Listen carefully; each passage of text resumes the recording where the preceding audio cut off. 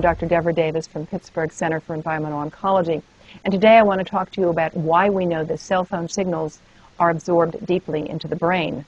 Studies have been done that have modeled how the phone gets into the brain. They've been done by the cell phone industry, and here's what we know.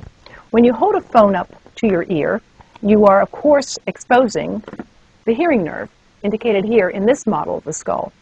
But we also know from other studies that have been done by the cell phone industry that the phone signals are absorbed very deeply into the brain, and you see here they're absorbed much more deeply into the head of a 5-year-old than they are into the head of an adult. Now, nobody knows what this will mean for the long term, but we do understand this.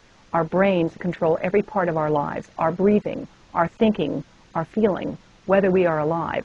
And the long-term consequences of 9 out of 10 adults using cell phones is something nobody can tell us about at this point.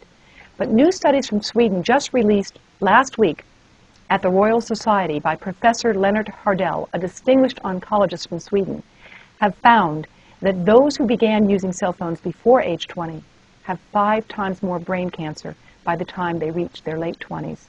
This is, of course, very worrisome. That is why we don't want to wait for more proof on this issue. We want to take simple precautions to reduce our exposure to cell phones while we continue to study the problem.